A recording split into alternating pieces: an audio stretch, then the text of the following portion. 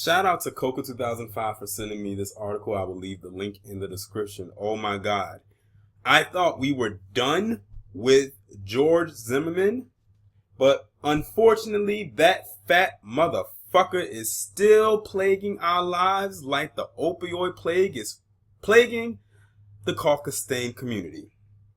So, according to this article from this website called theblast.com, George Zimmerman is threatening Jay-Z with violence over a Trayvon Martin documentary that he has planned. Now, if y'all don't remember, Jay-Z was over the production of the documentary that was done on Kalief Browder that aired on BET, which was a very phenomenal and well done documentary. If I can't give kudos to Jay-Z for anything else, I will give him kudos for that, because that was a well done documentary. And I think after the reception of it, I think many people wanted to see what direction he would go next. And they're going the direction of Trayvon Martin.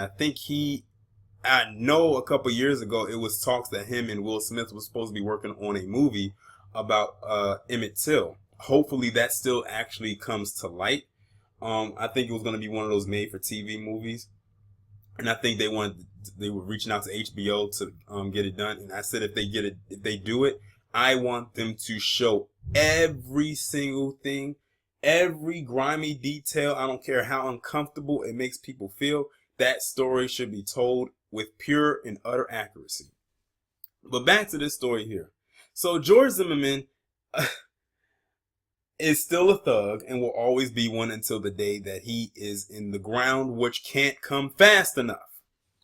So he threatened to beat up Jay-Z, which we know that shit ain't gonna happen, and then feed him to an alligator, because you know he lives down in Florida, and that's Gator country. That's basically that's like their state.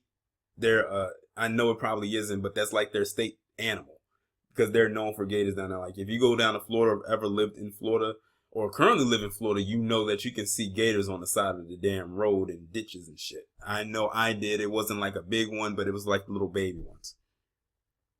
So I'm going to go ahead and read this article.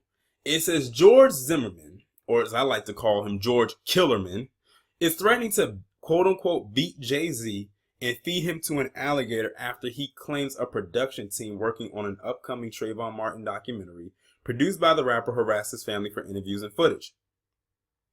Could you imagine that, Killerman? That your family has been harassed. Meanwhile, your family, for the most part, some of them don't have not a nice thing to say about you. Weren't you the same one that did some kind of sexual harassment or whatever, or some kind of abuse to one of your female cousins? Let me continue. Killerman tells The Blast directly 2 weeks ago, a production team headed by docuseries executive producer Michael Gasparo made unannounced visits to his parents' and uncle's home in Florida in an attempt to get them on camera. He claims that production harassed his family, but refused to elaborate on what the harassment was. That's because there was no harassment. His family members most likely willingly spoke with the producer.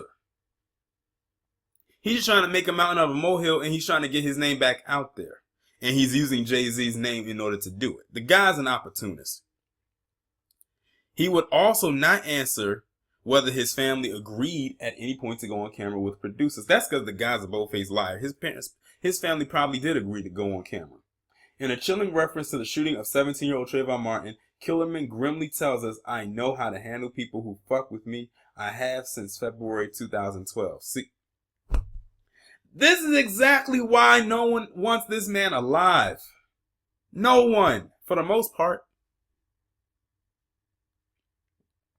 Killerman seems especially upset over money he claims has been paid to his ex-wife over her alleged participation in the documentary. Oh well. He says producers have refused to pay his parents or family members, but would not elaborate on their participation or willingness to go on camera for money. See, the guy's a bold-faced liar.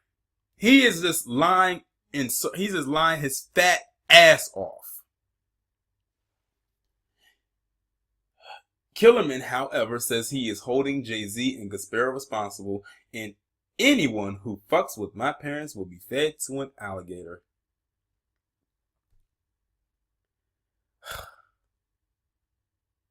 Earlier this year, it was announced Jay-Z and the Weinstein Company will be making a 6-part docuseries titled Rest in Power, the Trayvon Martin story, based off the book Suspicion Nation by attorney, oh God, Lisa Bloom. Yuck. The project will chronicle the life of Martin, the shooting by George Killerman in 2012, and his eventual acquittal. Couldn't they have gotten something else from some other source other than Lisa Bloom, another opportunist just like her mother? Also, the fate of the project is unclear since the scandal with Harvey Weinstein exposed the ill-conceived relationship between the producer and Lisa Bloom and has financially rocked the production company. Hold on. Didn't Lisa Bloom say that she was going to try to support Harvey Weinstein? I could have sworn Mr. Superboy said that in one of his videos. We reached out to Jay-Z and Michael Gasparo and will update as necessary. Listen, this fat fuck is full of hot air. And he's full of shit.